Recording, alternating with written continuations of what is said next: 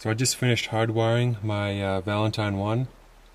It's in a Pontiac G8, and it's right beside the rear view mirror, just below the tint strip, so protected from the sun, but still has full coverage of the windshield and the rear. And mounted or routed the wire up through the headliner. You can't see it at all.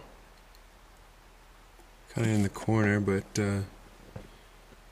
not really visible unless you're tilting your head that way. And then have the wire coming through this little channel here, and then beside the console, and then tucked a little bit underneath the console. And the door, when it's closed, comes up flush with this, so there is a little channel in there, and it doesn't rub up against it. So just make sure that it's sitting on top of the channel, not on the side. And then it runs underneath the console into the fuse box, which I'll show you in a second. But this is what I use to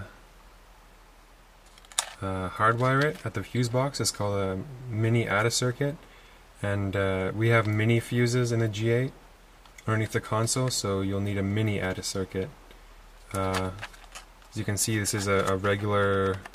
I have a regular kit here as well, which you're looking at, since I have the mini installed. But you can see this fuse right there is the mini fuse, and this is the regular size fuse. So make sure when you're hardwiring your GPS or radar detector that you get the mini fuse for the G8. And you have a few options, I guess, in the fuse panel. I used auxiliary power. It's 20 amps, and that's the cigarette lighters. So that's switched with the ignition, so it does turn off with the vehicle. This ATA circuit is up to 10 amps, I guess. So should be more than enough for a GPS and an iPhone or iPod and a radar detector. I'm using the 3 amp circuit with the Valentine 1 by itself, so it's for sure enough. I guess the only thing you have to worry about is if you're running like an inverter from your 12 volt, as well as like GPS and radar detector, iPhone, iPod, laptop.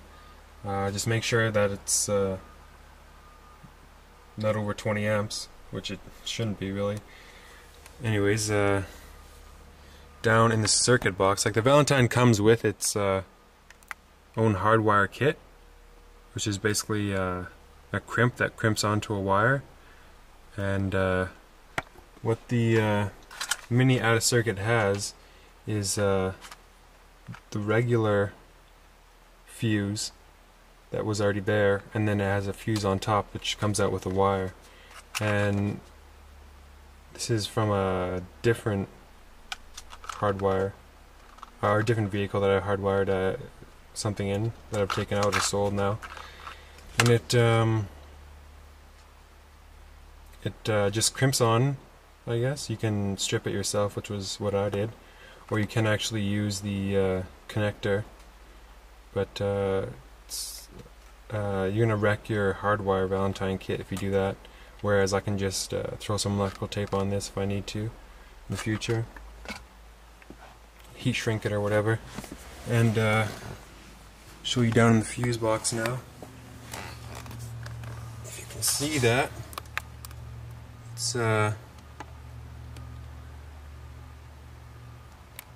just wired into one of the fuses, and it's all tucked underneath, and it yeah, I have it bolted to, I don't know if you can see that either.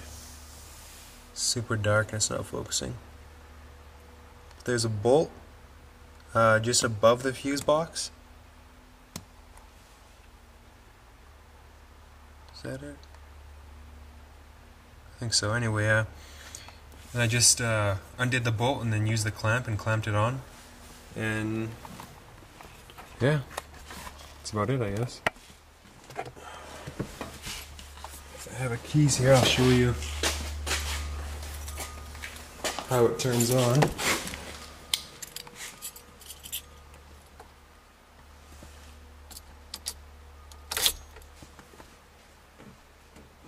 So this is accessory mode, or RAP mode. It's not on. This is the on. Oh, sorry. Let's try that again. Okay, this is accessory mode. It does come on, as it should in this vehicle. Full on. And then when I start it, it'll turn itself back on again, like it should. So yeah, that's about it.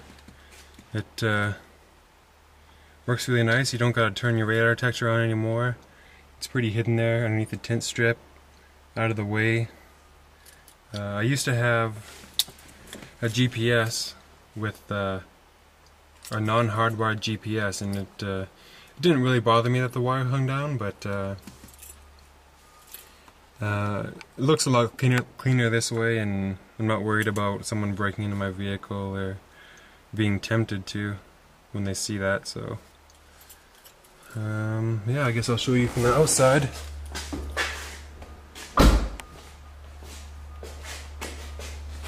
It's barely visible. You have to really stare at it to see what it is. Don't mind the tripod in there. That's for work.